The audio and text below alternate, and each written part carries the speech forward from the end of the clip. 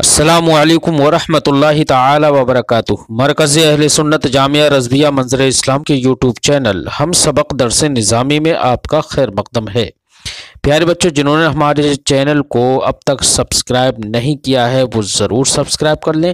اور bell icon یعنی گھنٹی بھی بجا دیں تاکہ ہر ویڈیو کی نوٹیفیکیشن اطلاع آپ تک اپلوڈ کرتے ہی پہنچ جائے، اور اپنے دوستوں سے بھی شیئر کریں، اور بات پسند آئے تو لائک بھی کیا کریں، اور اپنے قلبی تاثرات کو کمنٹ کر کے بھی ضرور بتائیں۔ اب آپ کے سامنے جامعہ رضویہ منظر اسلام کے ایک اہم استاذ حضرت مولانا مفتی محمد ابراہیم صاحب قبلہ آپ کو نور الانوار کا درس دیں گے۔ آپ ان کے درس کو دھیان سے سنیں۔ بسم اللہ الرحمن الرحیم۔ والعدالت وہی الاستقامت فی الدین۔ یہاں پر راوی کی شرطوں کا ذکر چل رہا ہے۔ بتایا تھا کہ خبر واحد اس وقت حجت بنے گی جبکہ راوی میں یہ 4 شرطیں موجود ہوں: عقل، ضبط، عدالت اور اسلام۔ عقل ضبط کی تفصیل ما قبل میں گزر چکی، اب یہاں سے تیسری شرط عدالت کو بیان فرماتے ہیں۔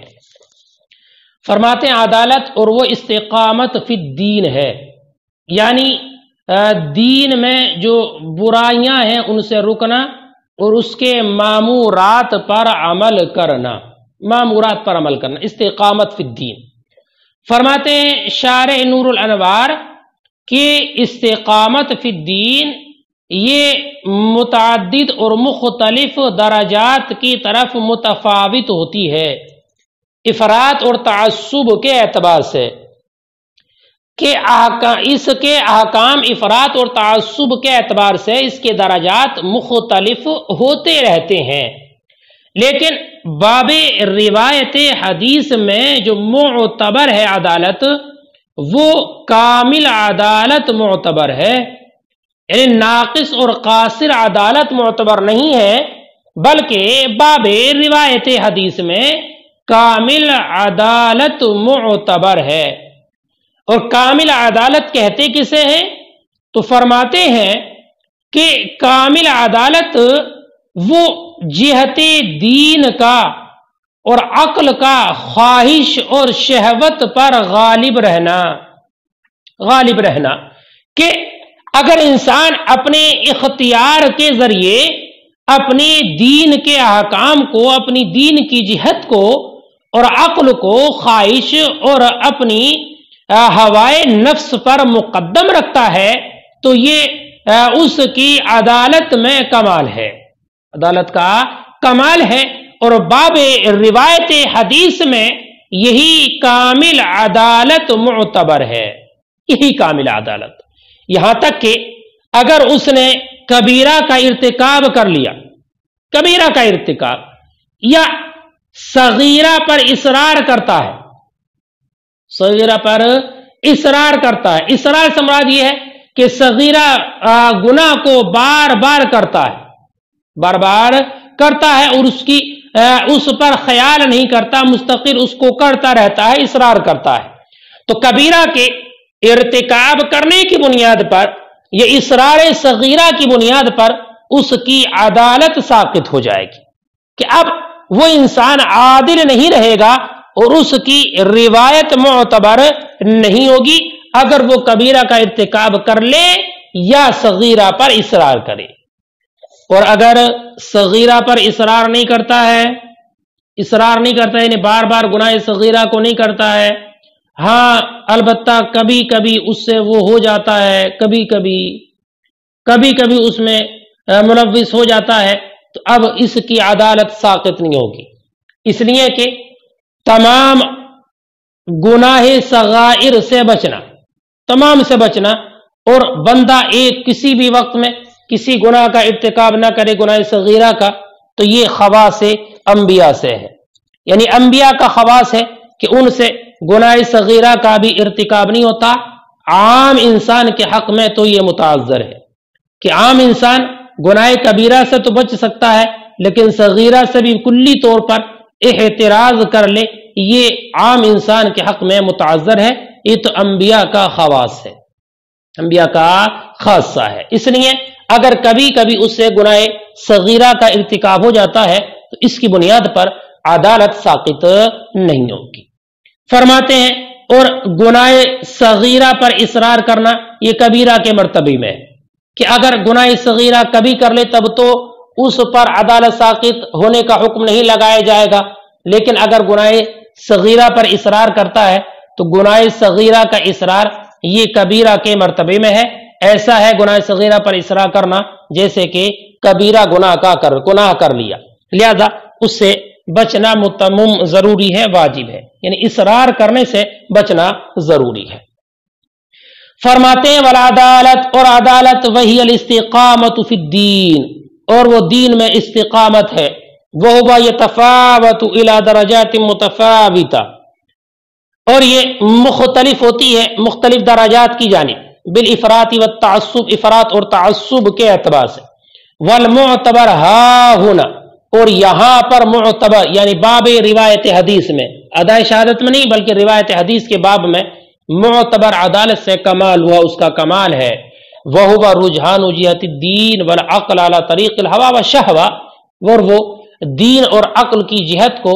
شہوت اور خواہش پر مقدم رکھنا، راجح رکھنا۔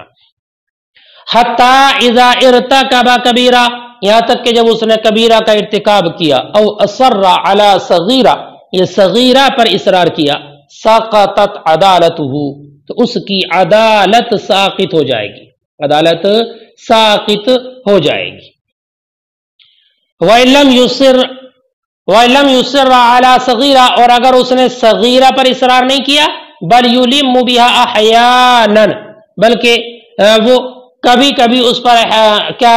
ارتکاب کر لیتا ہے، لم تسقط عدالتہ، تو اس کی عدالت ساقط نہیں ہوگی، لأن الاحتراز عن جمیع ذلك من خواص الانبیاء، اس لیے کہ ان تمام سے بچنا یہ خواص انبیاء سے ہے، وہ متعذر فی حق عامۃ البشر، اور عام انسانوں کے حق میں یہ متعذر ہے، والاصرار علی ذلک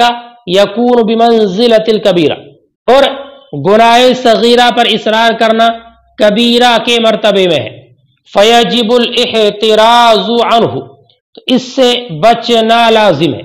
وفی الکبائر اختلاف، اور کبائر کے بارے میں اختلاف ہے، یعنی یہ کہا کہ گناہ کبیرہ سے بچنا کلی طور پر لازم و ضروری ہے، اور صغیرہ پر اصرار سے بچنا ضروری ہے۔ اب گناہ کبیرہ کون کون سے ہیں تو اس کے بارے میں اختلاف ہے، متعدد روایات ہیں۔ حضرت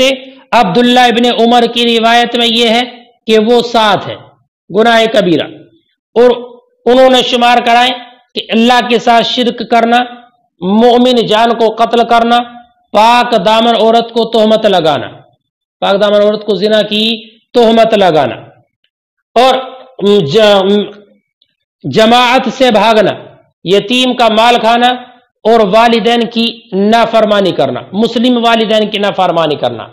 حرم میں بددینی پھیلانا، حرم میں۔ اور حضرت ابو ہریرہ رضی اللہ تعالیٰ عنہ کی روایت میں 8 ہے، یعنی 7 تو یہی، اور انہوں نے ربا کے کھانے کو بھی اس میں زیادہ کیا کہ ربا کھانا، سود لینا، یہ بھی گناہ کبیرہ ہے۔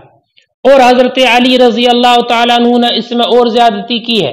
انہوں نے یہ کہا ہے کہ 8 تو یہ ہیں، اور اس کے علاوہ سرقہ یعنی چوری کرنا ہے، اور شراب پینا یہ بھی گناہ کبیرہ ہے،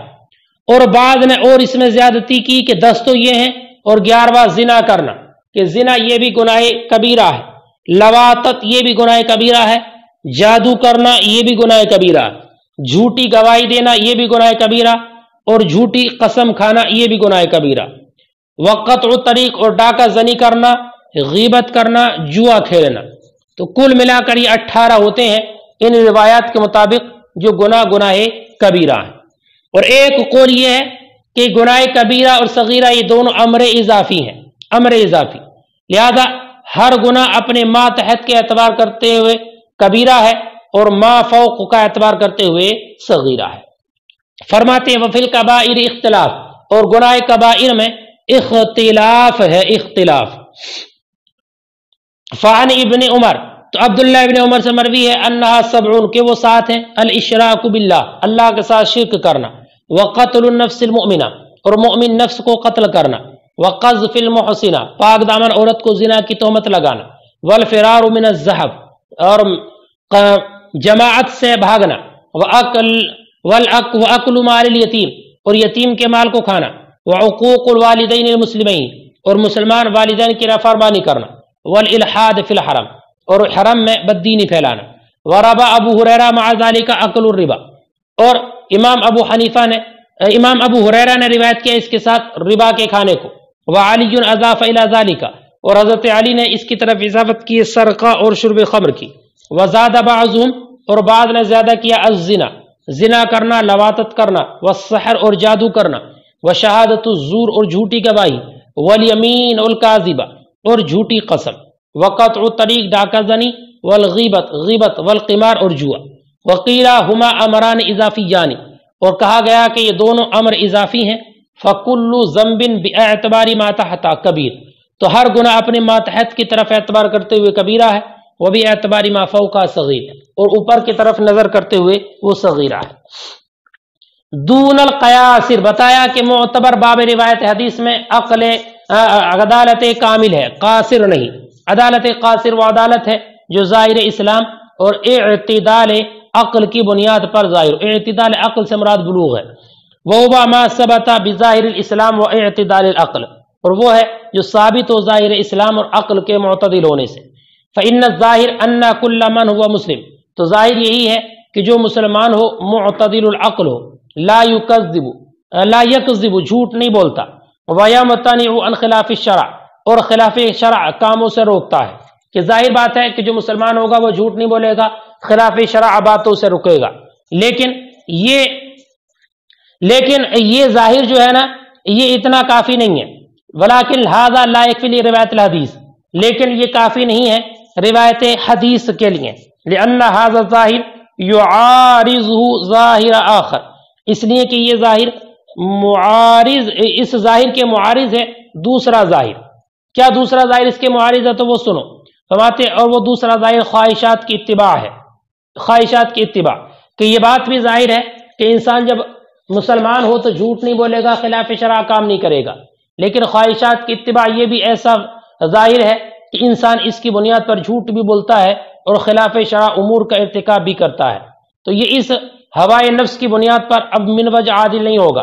اور اسلام کی بنیاد پر من وجہ عادل ہوگا۔ فرماتے لیکن ھذا لا یکفی لروایت الحدیث لیکن یہ روایت حدیث کے لیے کافی نہیں ہے، لأن ھذا ظاہر اس نے کہ یہ اس ظاہر کے یعارضہ ظاہر آخر معارض ہے دوسرا ظاہر، وہو ھوی النفس، فکان عادلا من وجہ دون وجہ تو یہ من وجہ عادل ہے، من وجہ عادل نہیں ہے۔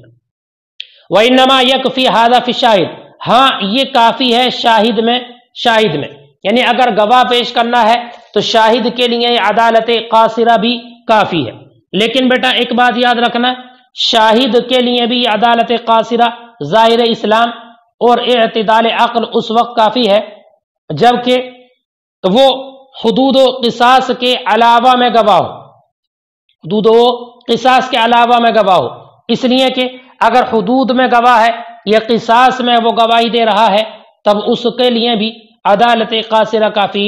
نہیں ہوگی۔ ایسے ہی شاہد میں اس وقت میں یہ عدالت کافی ہے جبکہ مد مقابل اس میں تعان نہ کرے، یعنی وہ یہ نہ کہتا ہو کہ یہ گناہ کبیرہ کا ارتکاب کرتا ہے، یہ فلاں کام کرتا ہے، اگر تعان نہ کرے تب کافی ہے، لیکن اگر وہ انسان حدود و قصاص میں گواہی دے رہا ہے یا حدود و قصاص کے علاوہ میں گواہی دیتا ہے لیکن مد مقابل اس میں تعان کرتا ہے، اس کی برائیوں کو بیان کرتا ہے، تو اب اس میں بھی یہ عدالت قاصرہ کافی نہیں ہے، اب عدالت کاملہ کا ہی اعتبار ہوگا۔ فرماتے انما یکفی ھذا فی الشاہد ہاں یہ کافی ہے شاہد میں، فی غیر الحدود والقصاص حدود و قصاص کے علاوہ میں، ما لم یطعن الخصم جبکہ خصم تعان نہ کرے، فاذا کان فی الحدود والقصاص تو جب وہ گواہ ہو حدود و قصاص میں، او تعن الخصم فیہ جب مد مقابل نے اس میں تعان کیا ہے، لا یکفی ہا ہونا ایضا تو یہاں پر بھی یعنی شاہد میں بھی یہ عدالت کافی نہیں ہوگی۔ بہرحال باب روایت حدیث میں عدالت جو معتبر ہے اور ضروری ہے وہ کمال معتبر ہے، کامل عدالت ضروری ہے، اور بتا دیا کہ کامل عدالت جہت دین و عقل کا خواہش اور شہوت پر غالب اور راجح ہونا ہے۔